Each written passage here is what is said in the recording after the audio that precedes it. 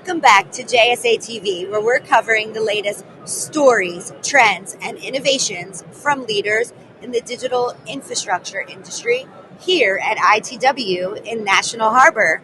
And joining me today, we have two very special guests.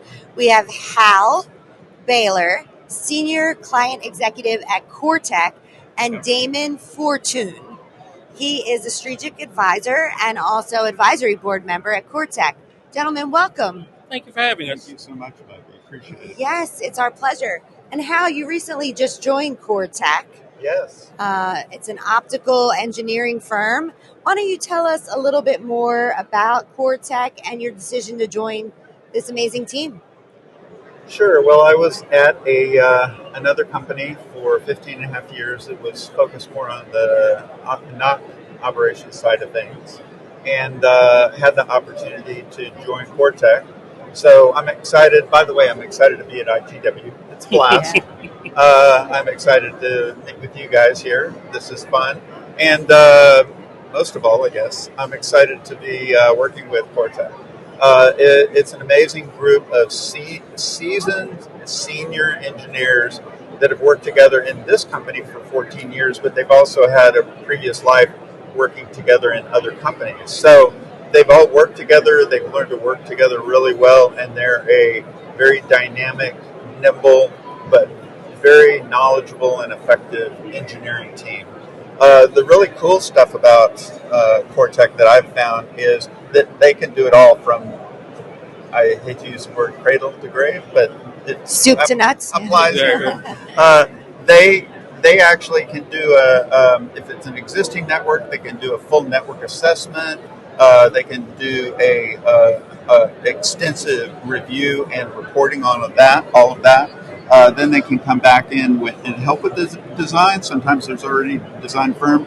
But once the design firm has delivered their design, they can also tweak things because they know the field and how things actually work in the field really well. So I really love that aspect that they have this full knowledge. And then when it comes to an OEM, they work with all the major OEMs, and they can actually reach out to the OEMs because they know senior leadership.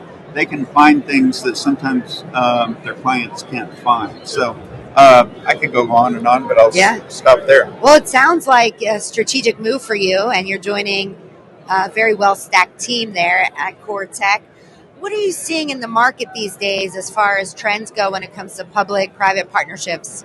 I think that the space for, and we've worked a lot previously in the public sector, but now shifting more into the private sector, and again, why we're here. Right. Kind of introducing, but we have extensive experience. There's no difference between what we do there and what we do here. Well, the money is different. But within these environments, what we're seeing is that people are getting a lot of new technology pushed towards them, so we can help them enable that technology, a lot of AI, a lot of strict security requirements.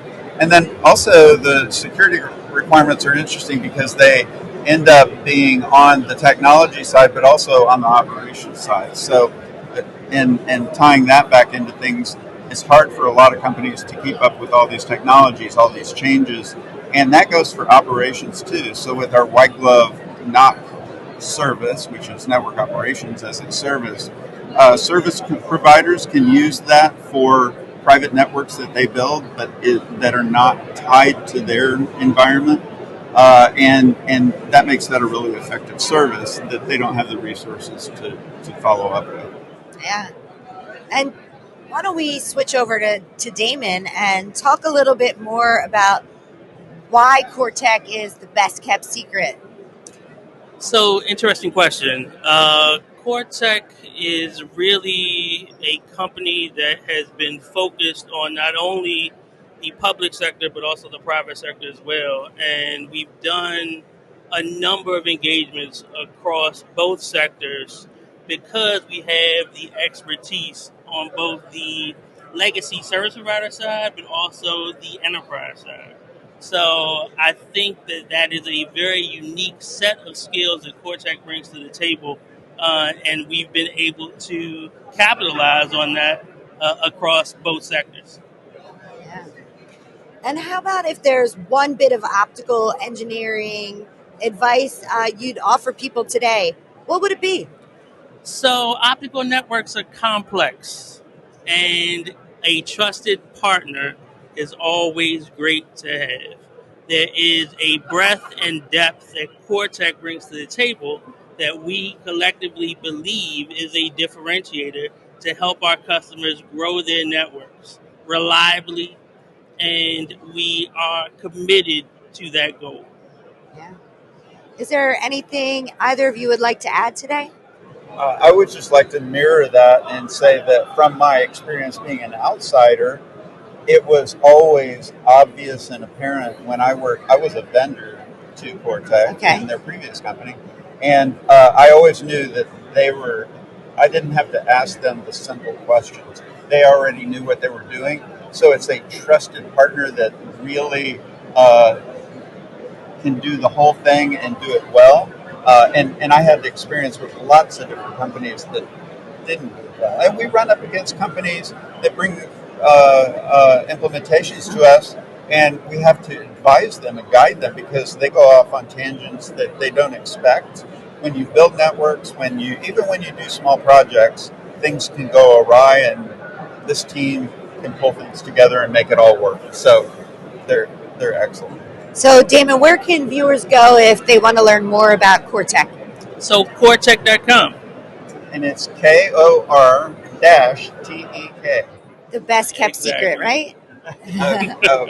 A well kept secret we're trying to unsecret. Exactly. Well, go to Kore-Tek.com to find out more. Hal, Damon, such a pleasure to have you guys here today in National Harbor at ITW, the largest ITW to date. And thank you, viewers, for tuning in to another episode of JSA TV live from ITW in National Harbor. Stay curious, stay connected, and happy networking.